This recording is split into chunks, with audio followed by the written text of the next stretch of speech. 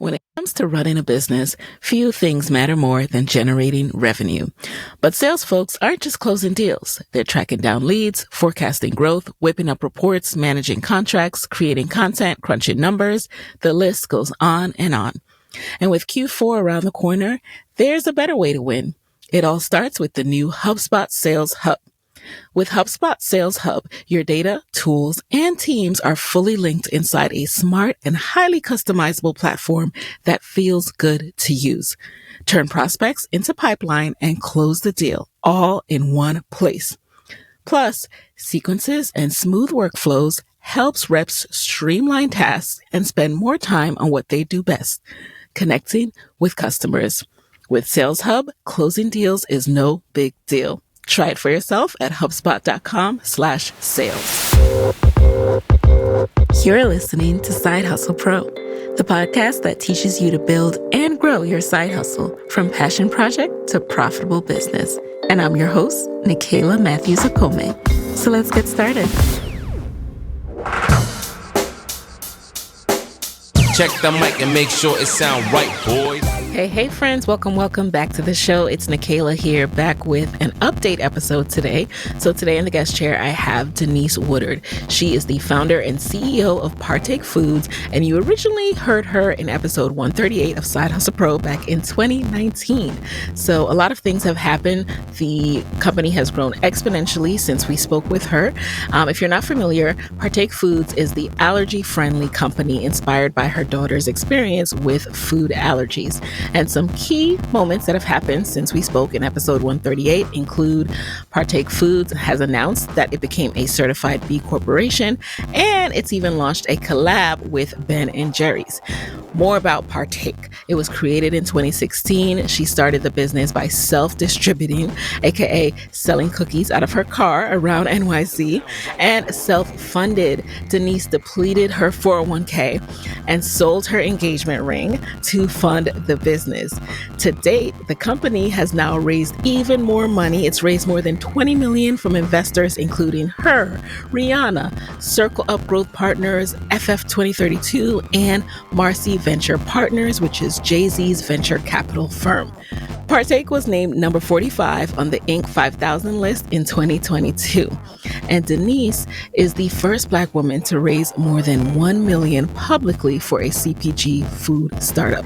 This is a huge feat, as it has been reported that Black founders raised only $187 million out of the nearly $43 billion in venture capital allocated in Q3 of 2022. To put that into perspective for you guys, that's only about 0.43% of the total investment made in that quarter. So as a Black woman, Denise is passionate about raising awareness of Black and female entrepreneurship and increasing opportunities for underrepresented people seeking careers in the food and beverage industry. In 2020, Denise founded Black Futures in Food and Beverage, an annual fellowship program that mentors HBCU students and helps them secure internships and jobs at the end of the program. Prior to launching Partake, Denise spent a decade in consumer packaged goods at various Fortune 100 companies.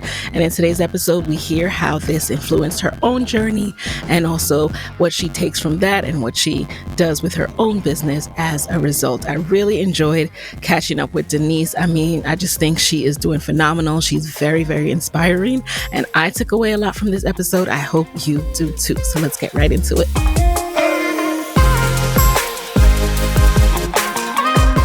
All right. Denise, welcome back to the guest chair, the Side Hustle Pro guest chair. I'm so happy to be here. It's so nice to see you. I'm excited for this catch-up conversation. Me too, because the last time we spoke was in 2019. Now, Partake, it was on the move. It was in different stores at that point. It was starting. But I mean, you guys have exploded since then. I can't even keep track of all the retailers I see you in. I can find Partake, it feels like, anywhere. So tell us a little bit more about what's changed since 2019 to today, 2023. A lot has changed since then. So in 2019, we raised our $1 million of seed capital that was led by Marcy Venture Partners. They've continued to be a phenomenal partner. We've grown to have raised about $20 million in outside capital now. In 2019, we were in Whole Foods and Wegmans in about 300 stores around the country, and now we're in about 12,000 doors around the country. You can find us on American Airlines. We have a co-branded SKU with Ben and What? Jerry's. The team in 2019 was me, with some contractors who are willing to take a chance on working with me. And now we have about 20 full-time employees. I feel What? like I have a whole different job. It has been a real steep learning curve. Before starting Partake, I had never managed anyone, let alone a whole company. But I think because a lot has stayed the same since 2019, it's been manageable to get through this. And exciting and inspiring and hard and so many feelings. Oh, I can imagine. What made you decide to raise? Like, what went into that process of deciding this is what we need to do? So we had bootstrapped the business as far as we could. I had sold my engagement ring. I had emptied my 401k. I had maxed out all my credit cards, and I was financially all in to the point we couldn't be any more in financially. Yeah. And we were seeing really positive results at retail. At that point, Whole Foods in their Southwest region and Wegmans had given us a chance.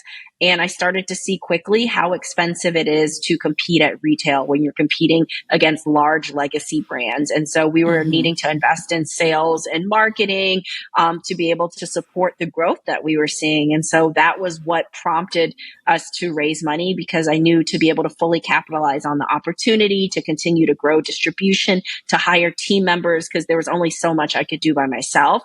We would need some outside capital. What was that process like for you? You work with, you said Marcy Ventures. So, what does that entail? Like when you say we worked with a venture company? So at the time, Marcy led a seed round of funding. So we brought $1 million of capital into the business from Okay. Marcy, as well as a few other investors. That involves, giving a portion of the Yes. company, like they're buying a portion of the company. So you don't have sole ownership. But I Hmm. always compare it to, like, I'd rather own a small percentage of a watermelon than an entire grape. And I think to get to the watermelon, we needed the Right. outside capital. You have a strategic thought partner to talk through tough times and tough things with, but you also have accountability. It created the formation of a board, budgets, review of those budgets. Like, there's definitely financial metrics that you're held accountable to. So I still drive the mission and values and kind of the general, like, I drive the growth of the company. But we also have other stakeholders that we're responsible to, because, they're responsible to the folks that gave them money to raise their funds. And so it Right. definitely creates a lot more accountability. I think it creates more pressure, probably self-imposed pressure. Like, I feel like I took someone else's money. It's my responsibility to Hmm. deliver on what I said I was going to deliver on. And so it definitely changes the dynamic in the business, but I wouldn't have chosen to do it a different way. I feel like I've been really fortunate to have the Right. partners that we have around the table. I feel like their Hmm. mission and vision aligned with me. But it definitely creates a different type of pressure in the business. Yes. And you say Marcy Ventures so casually. I just quickly Googled and I knew it, but I was just wanting to make sure. I was like, wait a second now. Marcy Venture Partners was co-founded by Sean Carter, aka JC. We Yeah. gotta talk about how did you go about even getting in front of them and, getting them to come in the seed round? So in the seed round, I had gotten nearly 100 no's. It was probably one of the most emotionally taxing things I had been through. Mm, I think fundraising, the word that comes to mind for me, is soul crushing, because you're expected to continue to go out day to day, yes. grow the business, perform so that people want to invest, alongside being told no all the time. This isn't going to work. This isn't going to be big enough. Like, and so you have to be able to, for me, I had a bigger North Star, which was, I knew my daughter was watching. I knew I wanted to create something better for her and other people with food allergies. I had so much conviction in what we were building that allowed me to keep going. But to be told no day after day after day, and see your bank account dwindle away and be so financially invested in the business, Mm, it was a lot. And so we got all these no's, and a friend of mine works in the music industry, and I'd seen that Jay-Z had co-founded a venture fund. I was like, do you know Jay-Z? He's like, no. But I know one of the partners there. And so we had a chance to connect with them. And, it was different from the very beginning. I think a lot of those other, like I was pitching to a lot of angel groups, and it's like, what's your unit economics? What's the margin? What's the total addressable market? It was very financially driven. And don't get me wrong, we got to like very robust financial diligence with Marcy, but it started with like, who are you? Where are you from? Why are you building this? What do you stand for? And the dynamic of the relationship was just different from the very beginning. And I think through that experience, it gave me a lot of confidence, because after Marcy said yes, half those folks that said no came back and said yes. And they were like, actually, look at that. So like, I was like, same founder, same traction, same story, but because someone else believed, they were willing to come along now. And so it gave me a lot more confidence and conviction in what we were building. It gave us a ton of brand awareness to have that association with Marcy. It gave us the financial capital we needed to begin to scale the business. And so I'm forever grateful for them being willing to take a chance on me.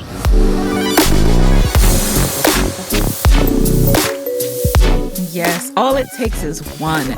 And it's so funny, but not unbelievable that, all those people came circling back like, wait a minute.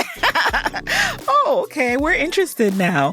And you talk a lot about the fact that raising money as a Black woman, first of all, you were the first Black woman to raise more than 1 million publicly for a CPG food startup, right?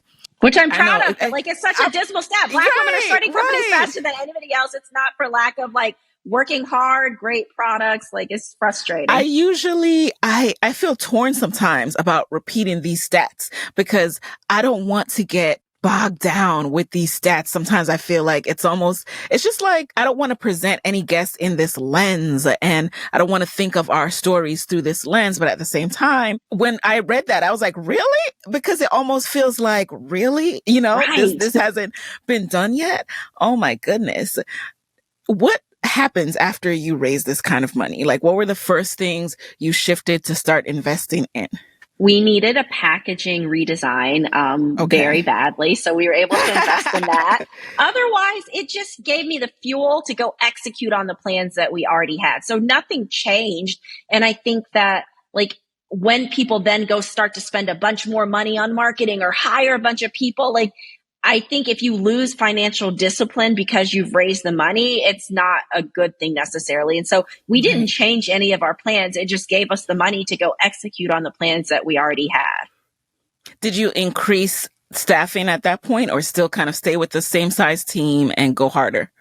I stayed with the same size team, which was just me and some contractors, and went harder and said, when we get a commitment from one of these retailers I'm going after, then we will build out the team. And so in January or February of 2020, I thought Target would give us a small regional test, and they gave us nearly the entire chain. And then I was like, oh, it's game time. We need to hire some people. And so thankfully, a couple of folks who were contractors were able to come on board as full-time employees. Mm-hmm. What did you need to hire for? Were you doing in-house packaging, or was it still manufacturer outsourcing that part? We had a contract manufacturer co-packer from day one. I typically advise founders to start as small as you can. And so I would have started in a commercial kitchen, but because of kind of the allergy portion of our brand, there was no allergy-friendly commercial kitchen. So we worked with a co-packer from day one. The first folks that I hired for things I wasn't good at or didn't enjoy. So that was operations, like ordering ingredients, scheduling freight, scheduling production runs. So we hired a director of operations. And then sales is what my background was in. And so I enjoyed that. And really, I felt like I was good at it, but there was just not enough time for me to do it all. And so we hired a director of sales as the second employee. And from there, hired a sales coordinator to kind of keep up with the day to day. Like a lot of this stuff isn't like the glamorous roles. I think oftentimes I talk to people and they're like, I need a brand manager and I need a social media person. I need somebody for TikTok. And I'm like, no, you need to make sure somebody is like looking at the financials and gets the product out the door on time and figures out how it's going to sell to customers. And so it was like the roles that kept the business going weren't necessarily the sexiest ones, but they were so critically important. Oh, yes. Oh, yes. That is a reminder to me too. Even when you're not doing like a physical product, you have to really be disciplined in how much time you spend thinking about marketing, because everyone thinks it's about the marketing. And while it is important, there are times when I have neglected my social channels, and neglected meaning, even though I have team, like I haven't been giving them directions for it, because I'm like, I need to just focus on this product that I'm finishing updating or what have you. And like, this is the business. It's not Yep. Instagram. This right here needs to be solid. So I just have to put my blinders on. So I get what you're saying 100%.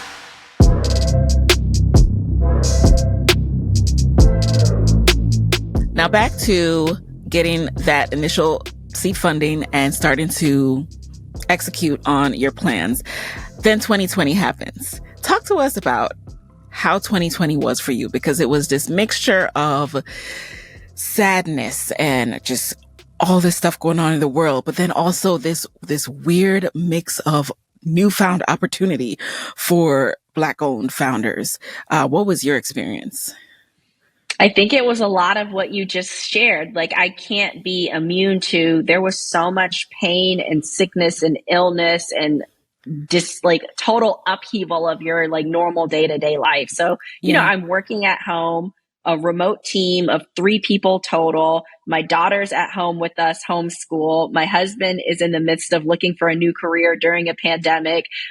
Thankfully, we had gotten that the cash infusion from Marcy, and we were in the midst of launching Target nationally. We went into Target May of 2020. We were expanding with Whole Foods. We were going into Sprouts. Like, between the end of 2019 and the end of 2020, we went from 350 stores to 5,000 stores. So it was a year of rapid growth for us.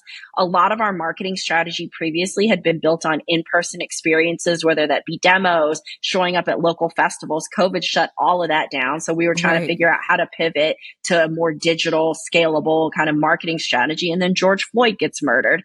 And I think one of the most tragic instances ended up bringing so much good to our business. And so I reckoned with a lot of personal guilt around that. And so thought about how to channel some of that into something positive. And so out of that, like the amount of inbound from in potential investor, customer, brand partnerships, influencers, like I couldn't even keep track of all of it. And then we decided to launch a fellowship program called the Black Futures in Food and Beverage Fellowship in September of 2020. Because I was like, I feel like we were the beneficiary of so much good that came out of a tragedy. Like, what can I do to create more positivity around that? And so the fellowship had always been an idea. I spent my previous life at Coca-Cola, and I was always so frustrated with the lack of diversity in the room. And I thought, well, when I start to build my team, it'll be much more diverse. And then as I started to think about and as I started to hire, the applicant pool for these specific roles was so homogenous. And I was like, well, how do we fix that?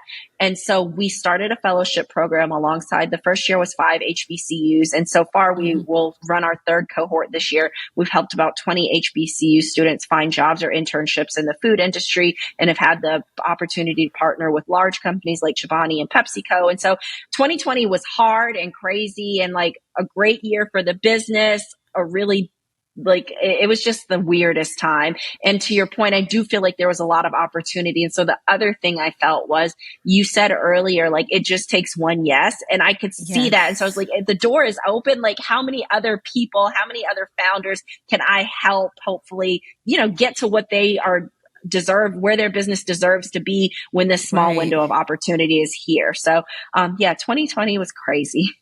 That is amazing though, that you started this fellowship. Is the fellowship for CPG founders or people who also want to work for like the Coca-Colas and the other big name CPG companies? So the way it's worked thus far has been, it's an 8-week virtual curriculum for HBCU students where we kind of go through the nuts and bolts of the food industry. I remember when I was in college, I thought working for like Coca-Cola meant you were a brand manager. I didn't understand like food safety and quality and procurement and marketing and sales and how many other opportunities exist within food and beverage companies. And so it's an 8-week curriculum that goes through that. And then it culminates with a virtual career day. And so we've had companies like Chobani and PepsiCo and Mars, as well as a ton of emerging brands show up. to learn more about and hopefully hire our fellows. So it's a program for HBCU students to get more exposure to the food industry and to hopefully then be able to get jobs and internships in the food industry and also have some peer mentorship alongside the other fellows in the program. And what do you think are some of the unique challenges that CPG food startups face that make it so hard to raise money? I think that when you look at the multiples or the returns on food versus like a SaaS, like a tech company, like they're not the same. And so, I can see that, investors are oftentimes putting their dollars where there's a higher return.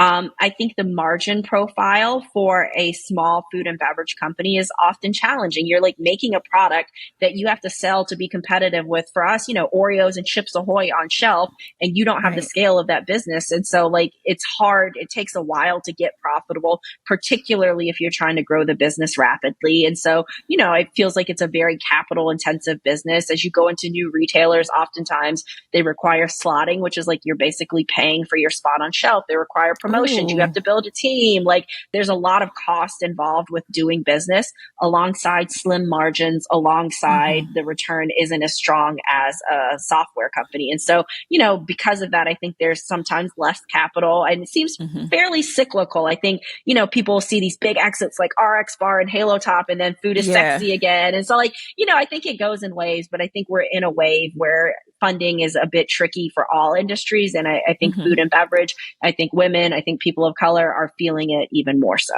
And then what about ingredients?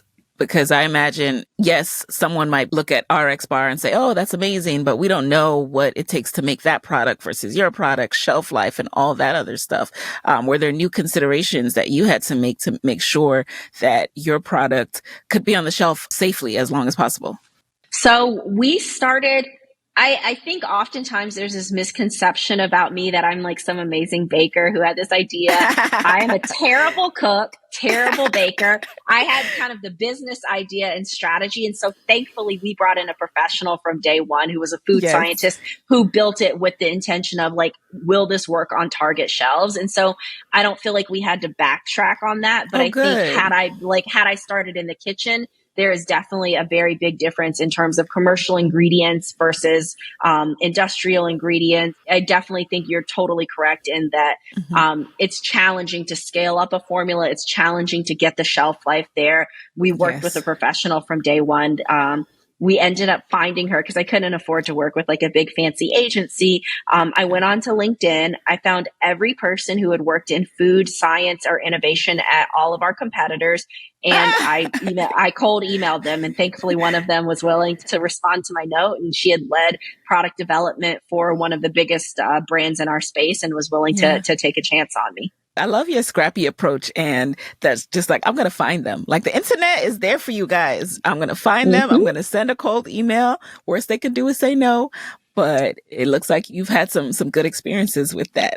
For sure. I think that's how we found our manufacturing partner. That's how we've gotten so many of our investors. That's how we got Whole Foods. And I think like just getting started, being scrappy, because nobody else is going to do it for you if you don't find a way. It's hard with the lack of resources. Is it also challenging because of the kind of product? Meaning, if you were not concerned with allergens and you were not making a product for people who have allergies to be able to consume, do you think it would be easier to either get funding or get on shelves or stay on shelves?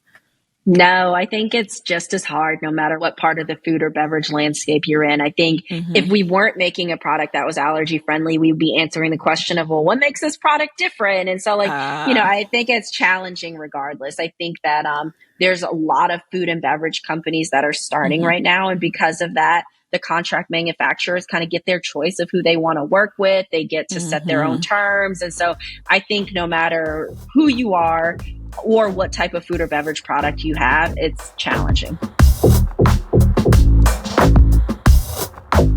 Success Story, hosted by Scott D. Clary, is brought to you by the HubSpot Podcast Network. the audio destination for business professionals. Success Story features Q&A sessions with successful business leaders, keynote presentations, and conversations on sales, marketing, business, startups, and entrepreneurship. I recently checked out the episode called How to Focus Like Einstein, where Scott discusses how to zero in on this laser-like focus, because we all know that we can accomplish more in less time if we just focus. Listen to Success Story wherever you get your podcasts.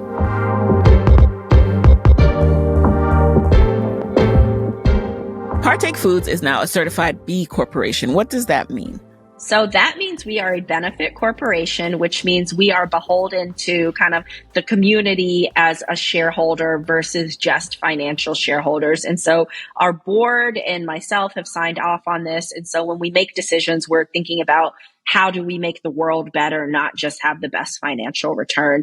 And it was something that was super important to me. And I feel like a way that we were already operating, but I want to make sure that we got it solidified as a part of the operating agreement of the company. Like, we are not just here to make food. We are also here to make the world a better place. And it's our responsibility, I think, to do so. We have to go back and touch on finances, because this is not something that we can gloss over. Like, you sold your engagement ring. You depleted your 401k. That is sacrifice. All right. The engagement ring, that is sacrifice. Did you have any issues with your husband over that? No, I had heard this story on, there's a cosmetics company or skincare company called Tatcha, and that's where I got the inspiration. Right. And she ended up having an amazing story and selling the business to Unilever, but that's where I heard it. And I was just like frantically looking around the house, like, what do we have around here that has value? And, I think that, like, people ask me if my husband's involved in the business. And while he's not an employee, I think entrepreneurship is a family affair. Like, my husband and my daughter both have to be supportive of this. And so thankfully he was supportive. I still have the band, but, one day we'll replace the engagement ring. It was important for us to be able to seed the business and grow the business. And that was a means to be able to do so. And when you got that seed investment, did you take an official salary or just, use as you need for business expenses and, live below your means? I took a salary, but it was 80% less, 90% less than what I was making in my corporate role. And I think that was kind of my own personal doing. I think oftentimes when you raise capital, investors are supportive of the founder taking a healthy salary, because the last thing they want is you stressed out about money, because they want you to be able to go grow the business. But I also knew that the capital would be able to get the business further, and I would be able to retain more equity if I tried to hold on to that cash rather than like taking a huge salary. So I tried to take the smallest amount that I could that would allow me to be able to continue to live. And, over time, I've been able to start to take a more healthy salary. But in the beginning, for the first few years, I took no salary. After we raised the seed round, I took a very small salary. And as the business has grown, I've been able to thankfully increase it. When you say retaining equity, is there a percentage in mind that you're like, I don't ever want to go below this? And how do you come up with that? No, I'm focused on keeping my team employed, keeping the business funded, making sure that we can grow this business to what I think it could be. And, if the company's worth $1 billion and I own 1% of that, like, I would take that all day over owning 80% of a $10 million company. And so, I've been focused on making sure that we have the right board members and investors around the table that are aligned from a mission and vision and values perspective. So I don't get into the situation of like, having a cost cut on ingredients or change like our promise of the company, which is one of the reasons we did the B Corp certification. But as long as I can hold true to my values and the values that the company stands for, I'm not concerned about the dilution. And I don't know, I think everyone has different thoughts on that. I grew up in a pretty humble beginning. Like, any type of the word liquidity event, the word exit, like none of those were even in my vocabulary growing up. So this is already like beyond the dreams that I had for what my life would be. And so I'm just focused on growing the business. Same. Okay. I completely get that. And this is not going to be one of those episodes where I don't even think I've had those episodes, because I honestly hate the conversation where we debate, ownership and all this other stuff, because I'm of the same viewpoint, but I know that it gets really controversial. So if you guys want to have that talk, let me know in the comments and we might do a round table. I always say that, and the round table hasn't happened yet. Okay, well, I have a lot of thoughts on it. So I I would have be, a if you lot have of the round thoughts. table, I'm happy to Right. participate. We need a dedicated episode just for that, to dispel some of these myths around legacy and ownership that prevents us from even, I won't even say us because I'm not in that perspective, but prevents some from wanting to raise, wanting to take on investment. Did you have something else to say on that? I'll save it for the round table, but I just Yeah. think like when I think about being able to, like, our team is super diverse. We're able to invest in this fellowship to be able to create more diversity in the food industry. Yes. Like, those are the things I think about in terms of my legacy. Like, how many other people can I help through this business? And you know what? As I raise more money and grow this business more, that might mean I own less, but I've been able to help more women and more Black and brown people achieve, like, get more access to things. And so, yeah, I could talk all day about that, but we'll save it for the round table. I'm particularly interested too in this stat that you shared, is just sticking in my head about, you being one of the first to raise 1 million publicly for a CPG food startup, because I think of how many food startups exist in the Black community and how many of them stay small. And everyone has different goals. Not everyone needs to be a CPG, right? But I know that there's some people who are holding them back from even thinking this is a possibility. So I hope that you inspire people to think bigger. And I know it's going to be hard. Not everyone has a friend that knows someone who works at Jay-Z's venture capital. But even if you don't, you have to get your reps in. Like, you had 100 reps in, probably even more, before you got to that space where now you have investment from that venture company. Plus, also, I understand Rihanna is also an investor. Yeah, Rihanna's an investor. We've been really fortunate.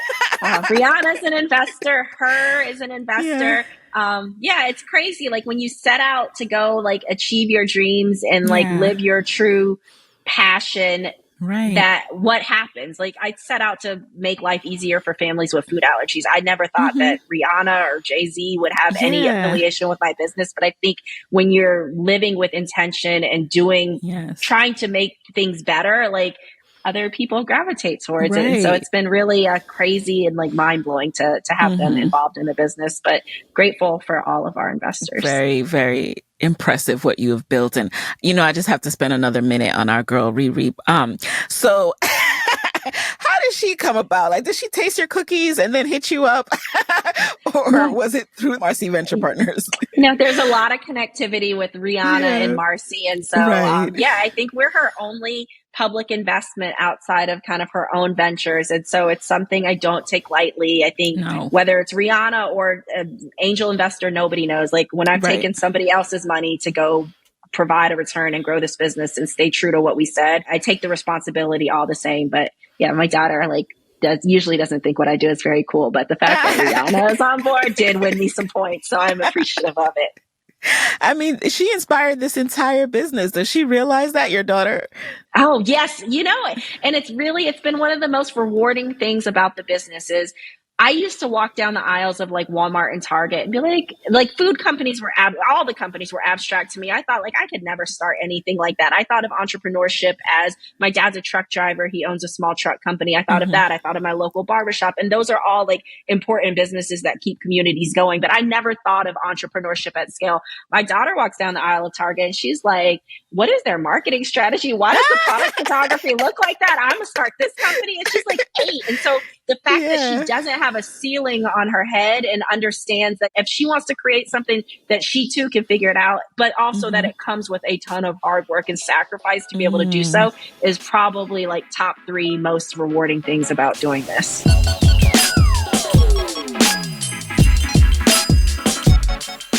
Oh, yeah. Oh, yeah. And what has competition been like now that people see that you've started this business? It tastes good. It's allergen free. Are you inspiring people in both a good and annoying way? I hope so. I think, whatever the saying is about rising tide lifts all boats. Like, there's enough people out here that eat cookies that like there's enough room for a lot of people to win. And if it helps consumers eat better foods and it helps small businesses grow, like, I'm Yes. competition aware, not competition obsessed, is what I like to say. Like, I'm definitely keeping an eye on what's happening to understand market trends, to understanding if we should be zigging instead of zagging or whatever it may be. But if I feel like we're putting our best product forward and we're bringing something unique to the market and we have a different story and a different brand proposition and a good product, like, I'm not focused on what somebody on the left and right are doing. I'm aware of it because I think we have to operate within, like, I want to be competitive from a price perspective. I need to understand what the promotionals are, but like, I don't let it keep me up at night for sure. Okay. I think that's a great perspective to have. How did the collab with Ben and Jerry's come about? That was a long time coming. That's been another lesson in this business is, you need a lot of patience because I think some of the best things take time. We met the Ben and Jerry's team because our first sales employee, who's a VP of sales here now, cold reached out to Ben and Jerry's and said, hey, we're this cookie, we do this thing. And like, we met them in the summer of 2020 and we launched our flavor, oatmeal dream pie, which is a gluten-free, plant-based flavor that you can find in grocery stores as well as in their scoop shops. We launched it in the spring of this year, January of this year. So 3 years in the making to be able to bring that to life. And I'm so grateful to the Unilever team because they are a massive company. Their patience in there was a lot we had to be able to deliver from a food safety, quality, documentation perspective to be able to work with them. And they really helped us stepped our game up, but they really came at it like from a partnership lens. And so it's been a fantastic experience. I've loved being able to partner with a brand that's so aligned with us from a mission perspective and a values perspective. And we made a really yummy ice cream flavor. So it's been great. Oh, nice. How do you decide what makes someone a good partner? I look at who our consumer base is. I look at what our brand stands for, which is inclusivity. Like, we want everybody to have a seat at the table. We want people to feel celebrated, not left out. And I look at, does that brand espouse that? Is this something that, is this a divisive company or is this a company that really stands to lift up underrepresented groups and bring people together? And if it's the first, we don't do it. I don't care how big the revenue is. I don't care who it is. Like, we are not sacrificing our values. I say that like it's really easy to say. I know, it's right? not. It's hard to, you're trying to grow a business. It's hard to say no to revenue, but I know that the right thing is to continue to partner with people and with companies that stand for similar values that I think bring more positivity and inclusivity to the world.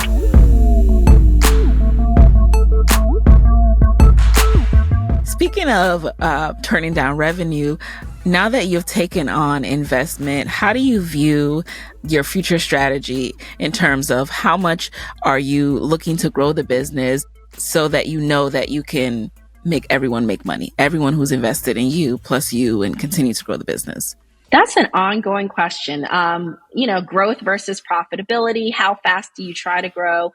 So the things that I kind of try to keep in my framework are the growth comes from a few different levers. It comes from innovation. So we just launched graham crackers nationally at Target in June. Ooh, are we bringing I love them, particularly for s'mores, but are we bringing new innovation to the market that our customers are asking for, that our consumers are asking for? If not, we don't need to just be doing Me Too products just to have something new. So is the innovation delivering against a white space? Does it make money? Does it have strong unit economics? We shouldn't be making something for $1 and selling it for 95 cents. We have to have strong unit economics. Distribution is another way to grow. Right now, we're in about 12,000 doors. I want to make sure that there's accessibility and people from all different walks of life and all parts of the country can find our product. But I also don't want to spread ourselves too thin. And so making sure that we're staying conscious of that. So, we want to grow for sure, because as we grow, we get to bring new products to more consumers. We get to meet them in different places, whether it be airports or airlines or workplaces. But I also don't want to do that at the sacrifice of profit or at the sacrifice of staying true to our values. So it feels like an art and a science in terms of determining how fast to grow. And it's something we're still figuring out. But those are some of the things we think about as we're going through that process. Another thing I also wonder, just looking from the outside in, because it seems that you guys have just gained so much visibility, I wonder about your marketing spend and how do you make sure that you capitalize on the opportunity, but don't blow it all on just ads or promotional pop-ups and things like that? So I will say we do the least sexy stuff. We're investing on our retailer.coms, like investing on Walmart or Target or Kroger.com, doing a lot of shopper marketing programs. So programs that the retailer has in place to get additional display space in store, things that are close to the point of purchase. Okay. We use me as a free, I mean, my time has value, but I'm out there evangelizing the brand, telling the story. And so a lot of kind of the brand awareness, I think, comes through our social media channels, through the content that we put out there. We've been fortunate to have some high profile investors who are able to go kind of share the story and bring light to our business. I'm spending a lot of time doing the same. But when I look at our marketing budget, we're not out here like getting billboards, wrapping trucks, like doing anything like that. We are like trying to get a display in our retail account. We're making sure that we're getting additional placement in the retail accounts. I do think, though, you have to kind of take a holistic approach to it. I don't think you can just do one of those things. Like somebody can't just, my opinion is, somebody can't just invest in PR and think that's going to move the marketing needle for them. You kind of have to do a little bit of all the things is what it feels like. So we do field marketing and sampling. We do PR. We do programs in our retail accounts. We do some ads. And so, we take a targeted approach focused on driving dollars at our retailers, but it is a fairly holistic approach. And how are you doing with not letting it consume your life? Is that even possible? I get that question. Is there an off switch ever? I try to, like, when I think about self-care, for me, that looks different every single day. I know that it's important because I've seen what happens when it doesn't happen. So whether that be experiencing a panic attack, tearing my ACL, like if you don't sit down and like take some time for yourself, you will kind of get sat down for your like. And so like, I know that I need to pour into my own cup and the whole like put your oxygen mask on first. Like I believe all that, but I also know what it takes to build a business at this point in my life. And it requires a lot of sacrifice and it requires a lot of hours. And so, I also try to prioritize, like at the end of the day, my family, my health is the most important things to me. And so that means sacrifice. Like it means I'm waking up early and doing work before I get my daughter off to camp. It means I'm staying up late and getting work done so that I can read her a bedtime story. And so there's definitely some balance and integration. I think it does mean though, like, whether that's a walk in nature, whether it's a meditation, whether it's just binging some Netflix, I do have to make some time for myself. But I would say that this idea of like work-life balance and you can have it all. Yeah.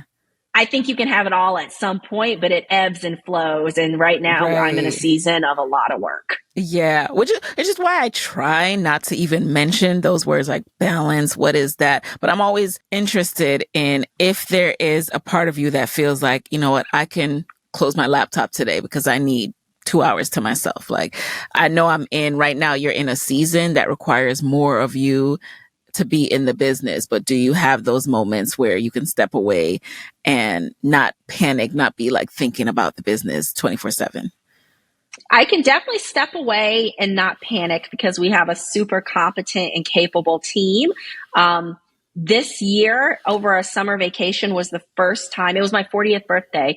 My first time putting an out of office response. And I've been working on this for 7 years. And so there's not a lot of stepping away, but there's definitely some stepping away every day. But like days away from the business, no, but I could totally see value in that. I hear from friends who are like, I shut my laptop and I went away for a week and I had so many great ideas. I think it also depends on how every person's wired. I get so much joy from working in the business that like, I can't imagine not doing it. So it's not like I'm dreading it at all. I love it. And that's what I've come to understand. Like people have different ways of working, and it doesn't mean that you're going to burn yourself out. My husband's a lot like that, where I have to remind him like, okay, let's close the laptop right now. Let's watch Netflix. Let's do something. Let's chill out, because he's like, but I'm enjoying this. Like, this is not work to me. I don't feel like I'm working late into the night. So I had to really wrap my head around that.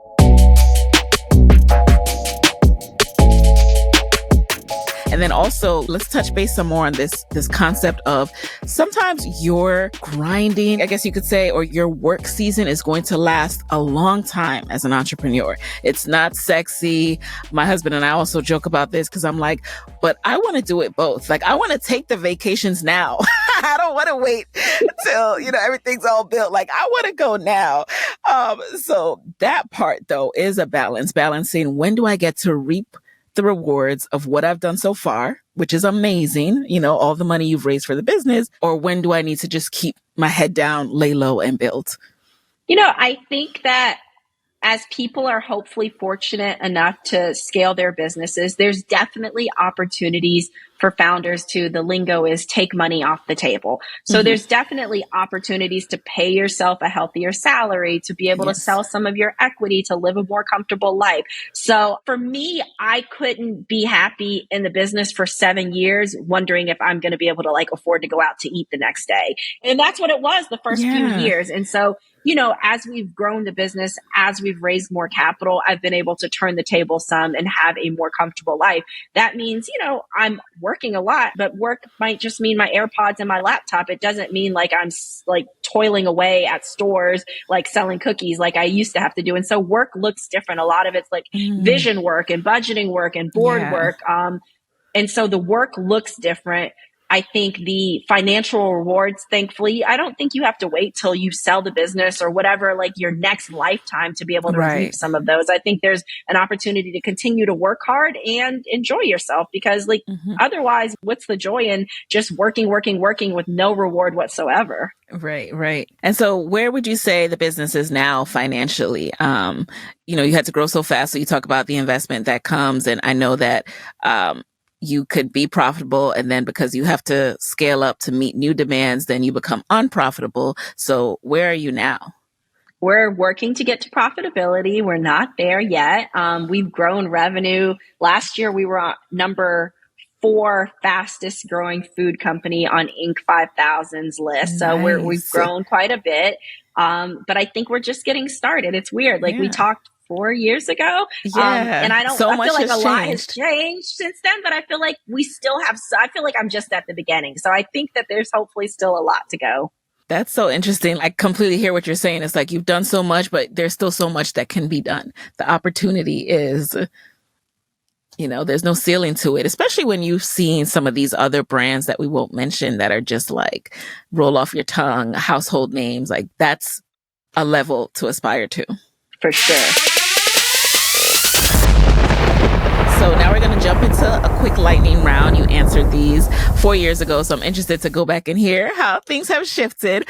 But let's just jump into it. You answer the first thing that comes to mind. You ready? I think so. I'm so bad at lightning rounds. Okay, but I'm ready. I know, they're never really lightning. All right. Number 1, what's the top resource that you can think of, shareable resource that has really helped you with building Partake, that you can share with the Side Hustle Pro audience? I wish it were more innovative, but LinkedIn, to the point earlier, that's how we found our best resources. That's still how we're finding so many resources. So LinkedIn, and then building community based on that. That's how we found our best investor partners, food scientists, retail accounts, all the things. Love it. No, it's good because it's a reminder. I underutilize LinkedIn. So thank you for that reminder. Number 2, who is a non-celebrity Black woman entrepreneur who you would want to switch places for, a day with these days and just kind of see what they do? The person who comes to mind is a celebrity, and it's Issa Rae, because I'm so fascinated by how she's built so much across so many platforms. I think otherwise, Nancy Twine, who's the founder of Briogeo, the hair care company, I find super fascinating because they didn't raise a ton of capital. She was able to grow that business massively, have a successful exit. And so seeing how she did that, understanding how they thought about innovation, because I think they have a phenomenal slew of products, would be my vote. Yes. Yeah, we'll allow it. Issa Rae, come on the show. All right. Number 3, what is a non-negotiable part of your day? I know there's got to be at least one. So what would that be? Coffee. Oh, yes. Cup of coffee. I can't wait to drink some more coffee, man, post this pregnancy. I'm going to be drinking iced coffee every day. Number 4, what is a personal habit, a personal trait about you that you think has significantly helped you in business? I'm kind. I'm a kind person. I think sometimes people think that's a weakness, but I think it's how I've been able to develop some of my best relationships. I think that's why we have a loyal team and like great relationships around the board. And so I think my kindness. And then finally, number 5, what is your parting advice for fellow women entrepreneurs who want to be their own boss, but are worried about stepping away from the steady paycheck? It's okay to start small. I used to be so embarrassed with the way we started. I would show up to these trade shows with a $5 tablecloth I bought from Amazon. Like, what is wrong with my business? It's never going to grow. Like, I would see these other people with shiny like billboards and trucks and all this stuff, and they're not in business anymore. And I think the financial discipline that I had to have and the understanding of every aspect of the business, because I had to do all the jobs, made me a stronger business person. So I would say it's okay to start small. And so for somebody in corporate America, if that means just like initially being an entrepreneur or having a side hustle, like you don't have to quit your job all in one day and like try to take on the world. I think it comes in baby steps through consistency. Yes, baby steps, consistency. Don't be afraid to start small. I love those reminders. So where can people connect with you, Denise, and Partake Foods after this episode? People can connect with me on LinkedIn and then also on Instagram at Denise G. Woodard. And then you can find Partake Foods in stores at Target, Walmart, Kroger, and Whole Foods, as well as across social media at Partake Foods. All right, you guys. So there you have it. Thank you so much, Denise, for being in the guest chair. And I will talk to you guys next week. Thank you for having me. Hey guys, thanks for listening to Side Hustle Pro. If you like the show, be sure to subscribe, rate, and review on Apple Podcasts. It helps other side hustlers just like you to find the show. And if you want to hear more from me, you can follow me on Instagram at Side Hustle Pro. Plus, sign up for my 6-bullet Saturday newsletter at sidehustlepro.co/newsletter. When you sign up, you'll receive weekly nuggets from me, including what I'm up to, personal lessons, and my business tip of the week. Again, that's sidehustlepro.co/newsletter to sign up. Talk to you soon.